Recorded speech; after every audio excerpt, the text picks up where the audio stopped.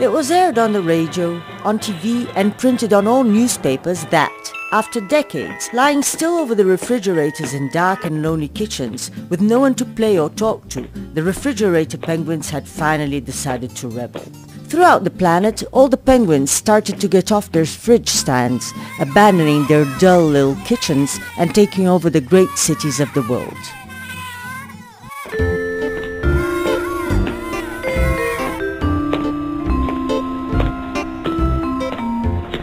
Rome, Paris, Rio, New York, Cairo, Tokyo, all the great metropolises were invaded by millions of lonely penguins ready to have fun after so many years of privation and boredom.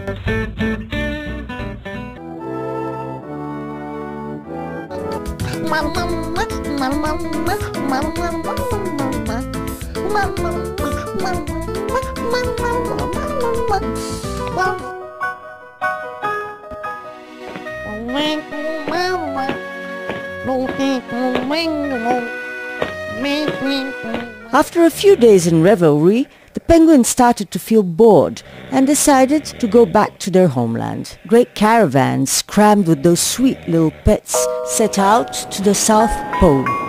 Having reached their native land, they gave free rein to their happiness and reveled in joy and celebration for days on end.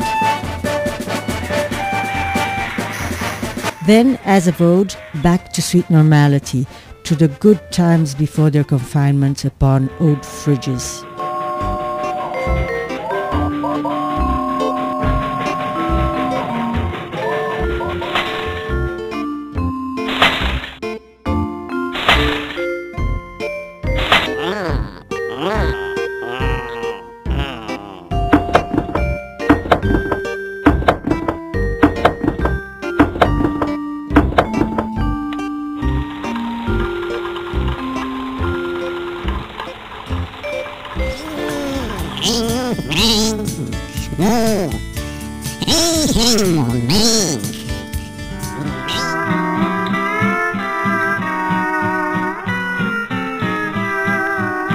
One day a human being emerged on the horizon and the penguins were quite alarmed. However, they soon realized the poor little man was way more terrified to be surrounded by so many millions of penguins. One of the little penguins hastily set him upon his refrigerator. Next day, another human being showed up. This time it was a little woman who was immediately placed on the refrigerator. And that went on until eventually every human to hit that frozen land was immediately settled on a flea.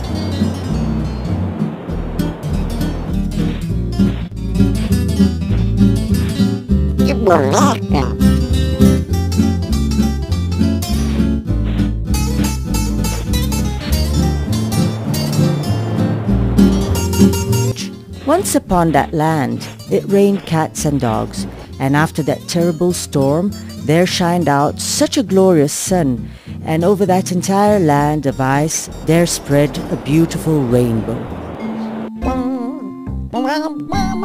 So magical was the atmosphere that it stirred the heart and soul of a certain penguin poet. And he felt such compassion for those poor beings lying on those mute fridges. He made up his mind to gather his people on an assembly and said, "Dear friends, we all know what it is to spend all those years in absolute stillness in somber, bleak kitchens. I think we cannot do the same to those poor human souls." A little group of penguins was not quite convinced about his ideas and argued that they were just giving their own back. But the great majority in the assembly agreed that they had to set them free. And that's how the poor little devils were able to get happily back home again.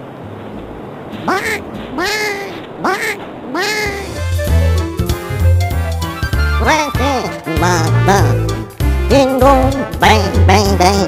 Ding dong, bang, bang. Bang, bong, ding dong, bang. Bong, ding, ding, bong.